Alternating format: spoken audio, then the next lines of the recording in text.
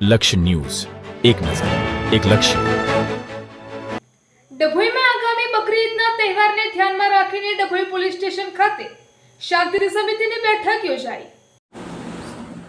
ડભોઈ નગરમાં આગામી બકરી ઈદના તહેવારને ધ્યાને રાખી ડભોઈ પોલીસ વિભાગ દ્વારા નગરમાં શાંતિ જળવાઈ રહે અને સલામતીના ભાગરૂપે મુસ્લિમ બિરાદરો અને નગરમાં હિન્દુ આગેવાનોની ઉપસ્થિતિમાં ડીવાયએસપી આકાશ પટેલ અને પીઆઈ કેટી પટેલની હાજરીમાં શાંતિ સમિતિની બેઠક યોજવામાં આવી હતી.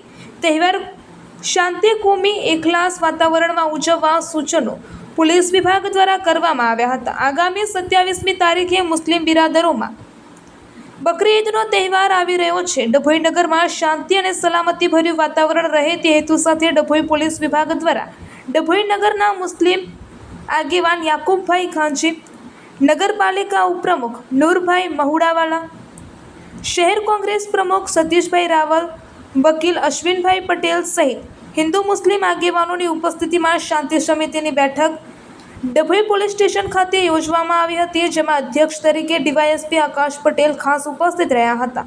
પીઆઈ કેટી પટેલ દ્વારા તહેવારને લઈને શાંતિ અને સલામતીના ભાગરૂપે અનેક સૂચનાઓ આપવામાં આવી હતી. આગામી તહેવાર ખૂબ શાંતિમય રીતે ઉજવણી થાય તે માટે જરૂરી સૂચનાઓ પોલીસ વિભાગ દ્વારા કરવામાં આવ્યા હતા. રિપોર્ટર આતિશસિંહ ઠાકોર.